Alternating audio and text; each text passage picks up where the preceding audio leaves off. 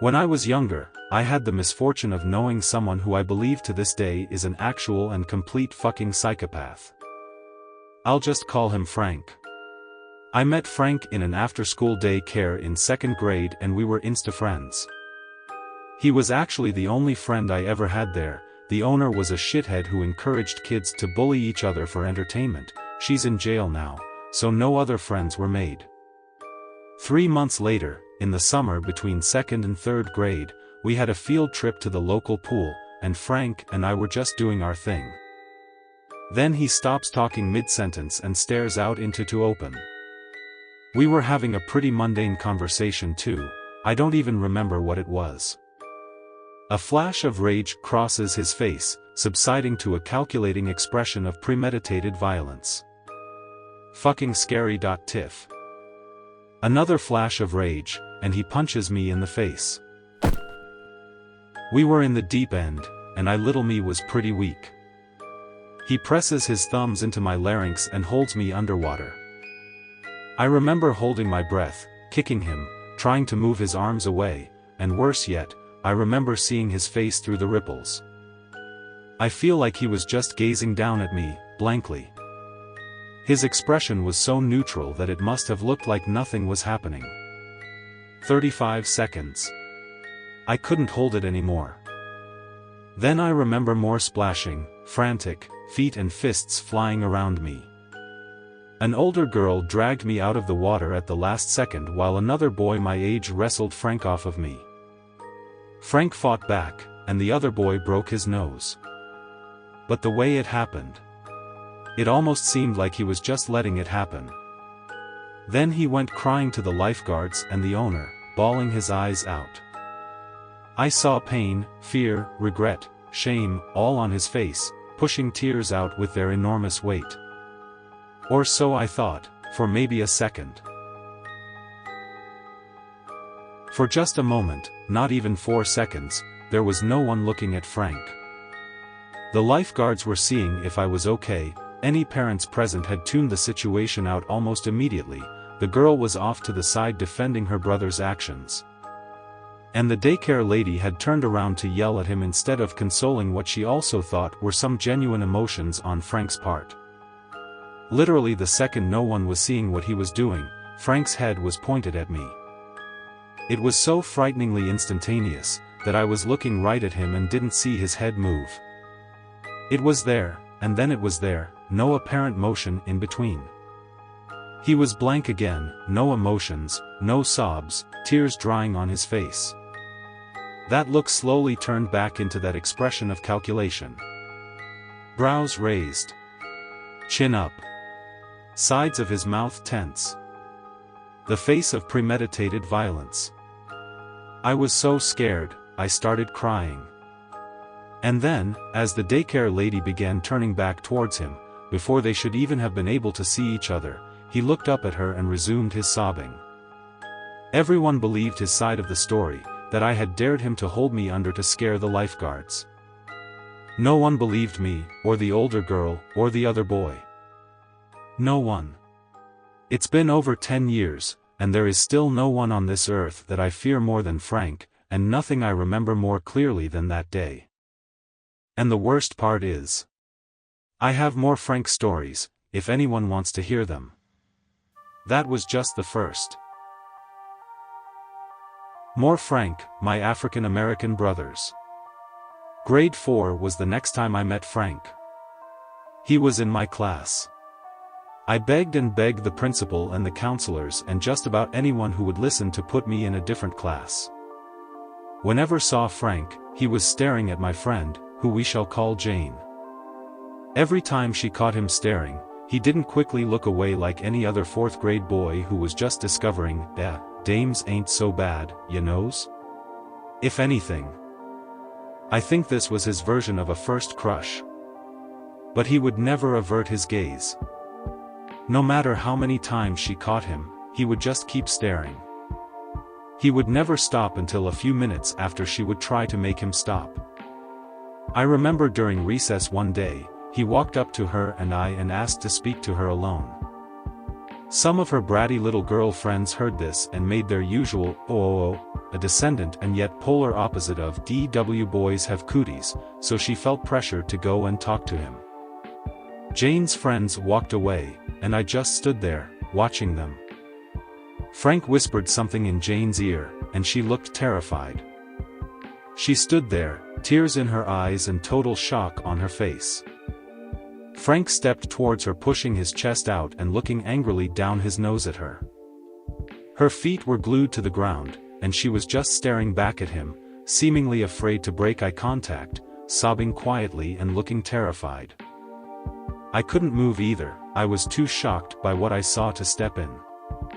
After a full 30 seconds of this, he smiled and bade her a polite, "But bye."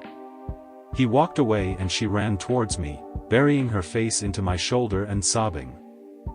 First time I ever touched a girl with repulsing in horror, BTW, 'cause you know. Elementary school. She wouldn't tell me what he said. She didn't speak to any other students for the next 5 days. Then, she was moved to a different school, and my wish to change classes was abruptly granted. I had no Frank to worry about. Still saw Frank around the school and whatnot, but it was years before he paid me any attention again. He had plenty of friends by 5th grade, and he was smiley and nice and acting normal, and so at the time I thought he was fine. Jane, on the other hand, I was always suspicious, always worried about what had become of her. The next time I saw Jane was a full 7 years later, in 11th grade. She didn't look anorexic or anything, but she was so small and delicate. I talked to her for a few hours, and we caught up with each other on everything that happened since then.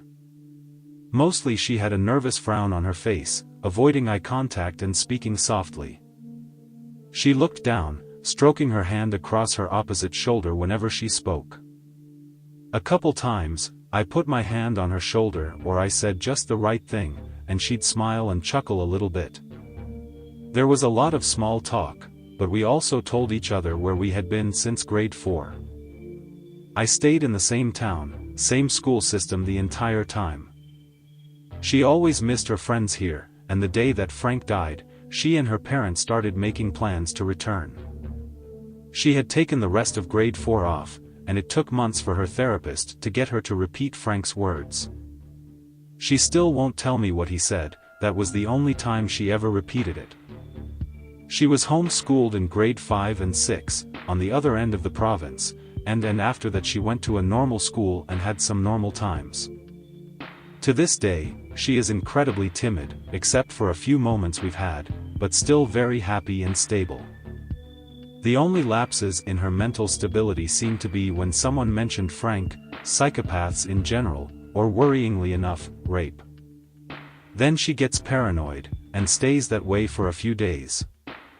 Not even Frank's violent demise stopped her from having one more encounter with him, but if I say more, I'm gonna tell the stories in order, so that comes later. In grades 5 and 6, I didn't pay much attention to Frank. Everything I remember him doing in that period was pretty normal. He went everywhere on a bicycle, had his first girlfriend. I think he was on a soccer team or something. I didn't talk to him, but he had plenty of friends and seemed well adjusted. Maybe he just had little boy problems. I think we all remember 2 or 3 little boys with anger problems when they're little, that kinda just go away eventually. I totally thought that was the case with Frank. Then, enter grade 7. Frank was in my class again that year, and he kinda started to freak people out after a while. Every 7th grader wished to be a badass, but Frank would never shut up about knives and guns and pom. Everyone, including his friends and even teachers, started getting really scared of him again. Being fairly nice for a 12-year-old, I figured he just needed someone to spend time with, so I volunteered some afternoons and we hung out a few times a month. He had a much better home life than I would have thought. His dad died when he was little, but his mom was a lovely lady. After being a guest in her house, I could understand why "your mom" jokes made Frank so angry. Things were good. Frank started seeming really well adjusted again in around January, and we had a bit of a group of friends going. Things were good. Then Frank started showing me things. He owned dozens of knives, hunting and combat and utility, all sorts. His mother didn't know about them. He started bringing them to school with him. I think I was the only person who knew. He would show only me, during lunch every day. He'd pull a different little one out of his pocket and say, just in case. I thought he was paranoid about other people. In March, tensions built between Frank and another boy, who we shall call Duchicano. I don't even remember what they were fighting about. It was whatever pisses off 13-year-old boys, guess. I saw Frank giving Duchicano that blank stare. That one I had forgotten. That one I had feared. It was during class. Duchicano noticed, and told Frank to stop. Frank didn't even blink. He sat and kept staring, just like he had done to Jane. Knowing that a fight was coming, and I've never been much of a fighter myself, I did the only thing I could do to help Duchicano. At the beginning of lunch break, when the fight was soon to go down, I picked Frank's pocket and threw his knife down a storm drain. Frank stared Duchicano down. Duchicano was terrified. Frank once again had the face of premeditated violence. I remember his shoulders looking broad and square under his old leather coat. Frank marched towards Duchicano, with the same, "I gonna rape you" body language he used on Jane. Duchicano panicked and swung first. Frank moved so fast, it was like Duchicano's arm snapped itself. Frank drove his foot into Duchicano's jaw and tackled him to the ground. He reached for his pocket and found nothing. I'm glad I took the knife. I remember Frank's blank face throughout the whole thing. He looked bored as he pounded Duchicano's head into the dirt. The chanting and cheering stopped, and everyone just watched in silent horror. Frank's alternated arms with his punches, and each was exactly 1 second after the last. But each individual punch was frightening. He would raise a fist up behind his head and drive into Duchicano's face in an imperceptible fraction of a second. I sure hope the teachers were doing something real fucking important that kept them from intervening a whole 3 minutes. The kids who had gathered, including myself, were crying in empathy and fear for Duchicano as Frank stood up, faced the teacher and said without blinking, smiling, frowning, or even the slightest movement of his eyebrows, "Call this boy an ambulance." Frank got a 10-day suspension. Duchicano got 2 months in the hospital.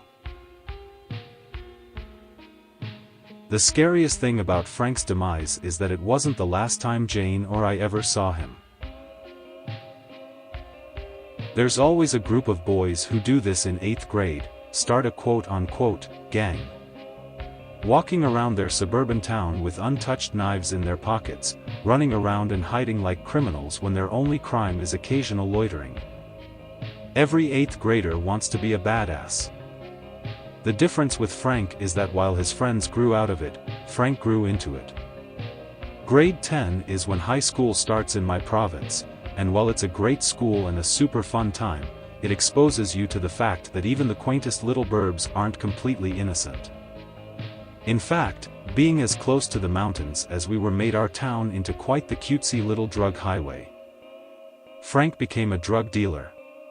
The rumor to this day is that Frank never took any narcotics, not even once. The guy was fucking crazy on his own. I wasn't the best high schooler either, so I was with a client of his during a trade once. Frank did it the whole time, the stare. Maybe he was doing it on purpose, using his reputation to intimidate. Maybe he was just doing it. I don't know. There was even a rumor going around that he raped a girl. The last year of Frank's life was fairly shrouded in rumors, but there were a few that I didn't believe. This was one I didn't need to believe, because he told me himself. I saw Frank the night before he died. It was the first time I had ever seen him afraid. We bumped into each other near a Tim Hortons, and had a coffee and talked for a while. He didn't understand what he had done to people. He didn't understand why everyone was freaking out about the rumor that he raped someone. We talked about her, and Jane and Duchicano and countless other people he had wronged. He just didn't get it. He called them cattle, sheep, human livestock. He didn't care, and he didn't understand why anyone else would. It's not like they're fucking important anyway. I tried to get up and leave. He put a firm hand on my shoulder and pulled me back onto my chair. Suddenly, and for the first time that I know, he looked afraid.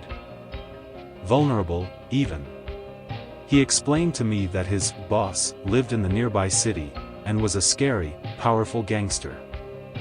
For reasons I don't know to this day. Frank and his boss had a falling out. The look trickled onto Frank's face. Eyebrows raised. Chin up. Sides of the mouth tensed. The face of malevolence. I had just gotten my driver's license, and Frank asked me to drive him into the city. Ordered me. I was afraid to say no. We didn't talk on the way there. The last time I ever saw Frank, he was pulling a pistol out of his coat. He told me to pull over. He got out and walked away. I drove away as quickly as I could. He must have stayed somewhere overnight. The next day, there was a news report of a gunfight, but no known fatalities. A few days later, Frank's stepdad reported him missing. After a week of uncertainty, a body matching Frank's description was pulled out of a dumpster by a police officer, rotting and riddling with bullet holes and shrapnel. The scariest part? I lied when I said that was the last time I ever saw Frank. Now, I'll tell you the end. I don't know if the mainstream media bothered with this, but the local news went crazy for weeks. The bodies of all sorts of gangsters started showing up dead out of nowhere. A body, matching Frank's description, had been found, but it was mutilated.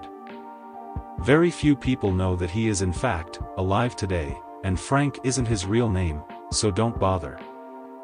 My theory is that he spent that first day picking off his aggressors one by one, finishing by pitting the last few against some poor schmuck about the same height, weight, and hair color. But really, that's all conjecture on my part. I don't know how he did it. It's not like he'd just have a twin lying around at his disposal. A year after graduating high school, Jane and I were at my apartment, catching up. I had cleaned up my act a lot since grade 10, and Jane had a fairly spotless act to begin with. She was so relaxed that day. The air of nervousness, the tension she carried around, was absent that day. She was as quiet as ever. I supposed she just has a small voice, but she wasn't timid. My buzzer went off. I can't explain how or why I felt so uneasy. I opened the door, Jane close on my heels, to see Frank turning to walk down the staircase. We saw him, but he didn't see us. I don't think he knows we know he's alive. Jane was silent with terror. I was shocked and angry, but I let that go when I knew she needed some calming down. I don't know if it was a sick fucking joke or something, but if you read the first Frank story on this thread, this will almost disgust you. He left only two things on my doormat. A pair of water wings and a snorkel.